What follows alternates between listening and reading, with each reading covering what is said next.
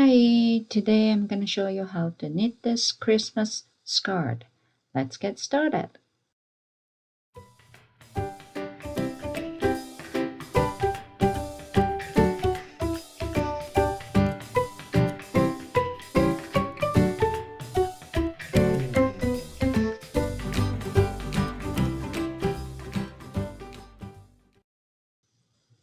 Please check my description box for all the details. Today there's not much to write, to be really honest, but I will put the link in my description box for other way to make circle by knitting. I don't really know which one is the best circle you can actually knit, but short rows technique may be best, the circle you can get, which is this one.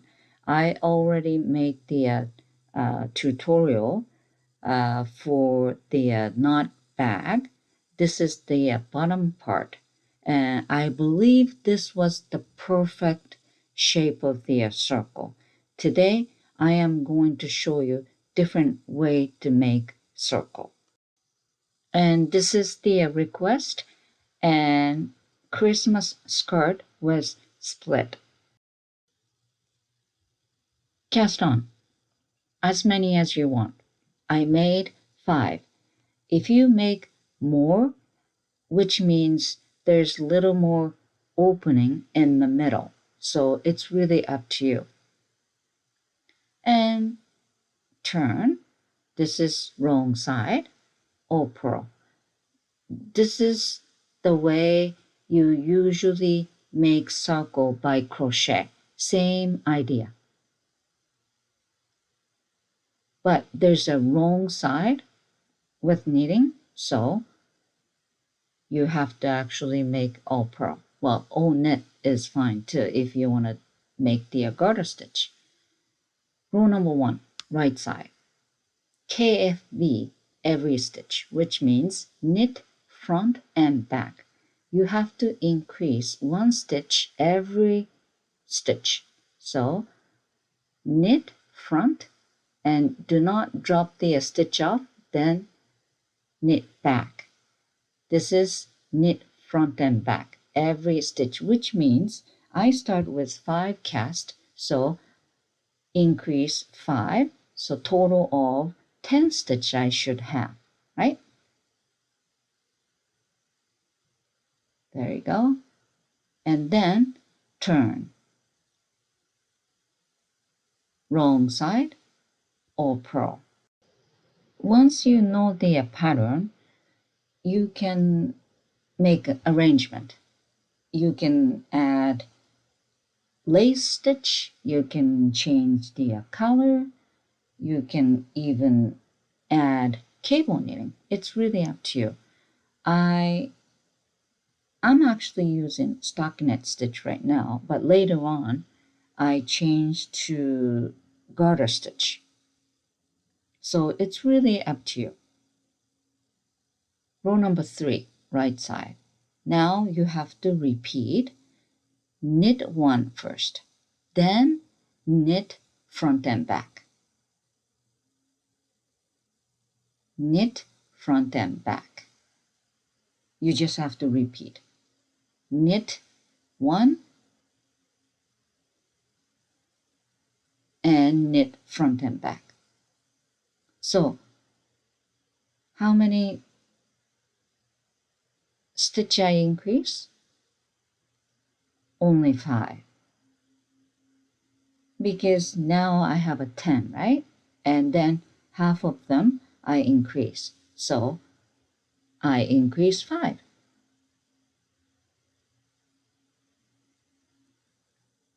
Knit front and back, the end. Then turn, and row number 4, there's no increasing or purl. So wrong side, no increasing. I'm again using stockinette stitch, which means I have to make purl on wrong side. But if you decide you want to use the garter stitch, which is knit on the right side and wrong side as well, so you can knit, however, wrong side, no increase. That's how you remember. And you might already have some kind of the idea what's the the pattern on next row. You probably right. But anyway, let's finish the row number 4, wrong side. There we go. Row number 5. As you can see, the stitch count is increasing. Row number 5, repeat of knit 2. Then knit front and back. And then, row number 6, all purl. Super easy.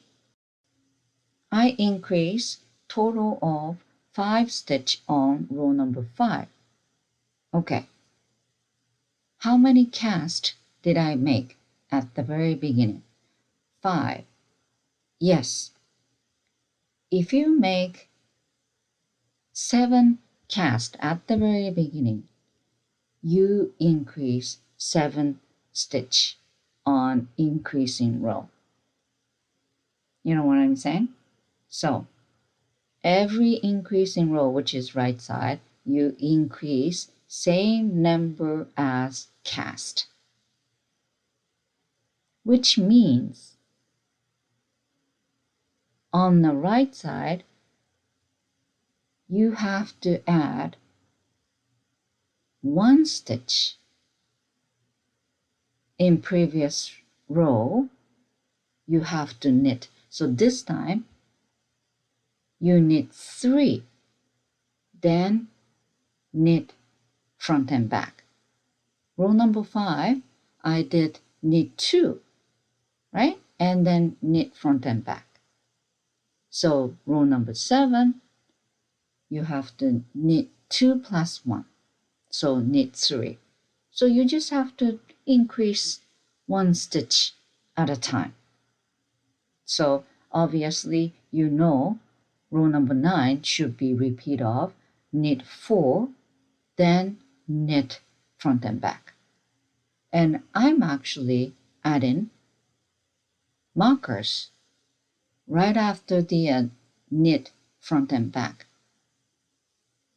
because this way you don't have to count, you don't have to worry. You just have to knit front and back before the marker. You know what I'm saying? On right side. So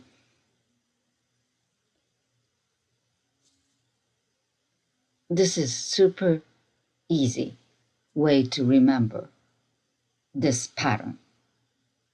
Because if you're, knitting many rows, it's confusing. And you don't really want to, keep track, because this is super easy. You can actually knit while you're watching movie, if you already add the markers like that, right? Anyway, the shape doesn't look like circle, but if you add in more rows, it will, become circle. So don't worry about it. So again, this is my summary. Right side, knit previous stitch plus 1, then knit front and back. Wrong side, all purl. Doesn't really have to be purl. You can do knit. And this is stockinette, so all purl. And you just have to repeat right side and wrong side. However, you can add markers, as you already saw, right? And then you just have to increase before the marker. Now let's talk about cast off. Please use the stretchy cast off. Knit one, yarn over, knit next one, and then bind off the yarn over stitch, then original stitch. Yarn over, knit one, bind, yarn over, stitch off, and then original off. The reason why I want you to use the stretchy cast off, because this simply, you don't want a tension. That's it. Just the regular bind off creates tiny bit of the attention, right? And pulling each other. So there's gonna be little wavy inside of the circle because tension outside. However, if you want to create the little tension and then little wavy inside, you can use regular bind off. And that's what I did for my project. I actually knit 3. This is the one with the stretchy, the bind off, the small sample. And second one with the, stockinette stitch, then blue fluffy yarn outside. That's actually very cute. Very small sample. This is the one. There you go. I add the, little lacy design, but you can't really see, right? There you go. I'm just, trying to tell you why stretchy cast off is better because, whenever try to close that, the split, if there's the tension, it's not good. Anyway, next, I want to talk about how to make bubble button and buttonhole. So where you want to put the button, it's up to you. I, decide third stitch from the beginning and ending. However, you gotta remember right side, you have to increase, right? So you gotta remember that. Anyway, third stitch. Knit front and back twice, which means don't drop off after, the first knit front and back. You have to make one more knit front and back. It's a little bit tighter, but you can do it. So you have 4 stitch instead of 1 stitch. You increase 3 stitch right here, right? Then turn.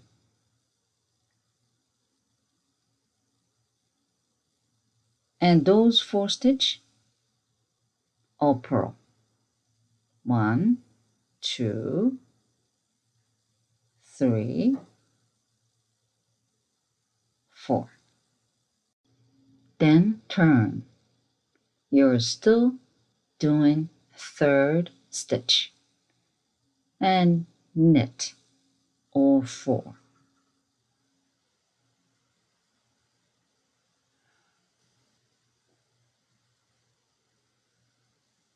Turn or purl. So you create 3 stitch additional, turn or purl or knit or purl, then turn. Now right side, and looks a little bit like button already, and knit all 4 again.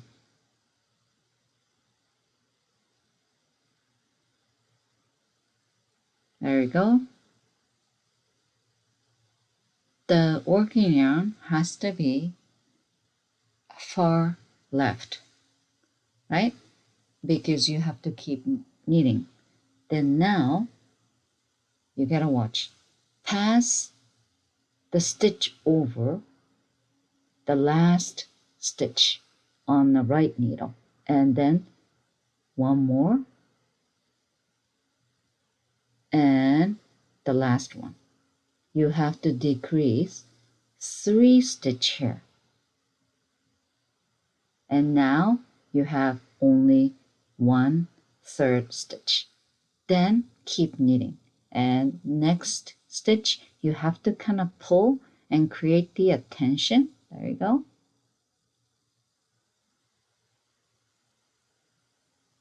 This is the button, bubble button, and I didn't actually increase right there because I'm making other stuff, but you're supposed to increase just before the marker, right? Because button should be on right side. And next is buttonhole. You have to create the buttonhole on same row, obviously, and super easy, but you have to make sure where you want to add the buttonhole because you do increasing at the very end. I'm not increasing this time. Here comes knit, knit, and this is where I want to create the buttonhole. So yarn over, then next two knit two together. You don't need big buttonhole, okay? Because the button is just a bubble button, right? So the one little hole is completely okay. So I create the buttonhole on the third stitch from the back. However, if you're increasing at the very last, you have to sink, okay? And this is the yarn over stitch in previous, and you just have to knit or purl. I'm actually using garter stitch this time. I'm making completely different the project right now, so I'm not really increasing certain place and all that, so you have to follow your pattern. I'm just trying to show you how to make the button and buttonhole, this one, and I'm using garter stitch again. So knit on the right side and wrong side. It's the pattern is up to you. Just follow my pattern just for the increasing.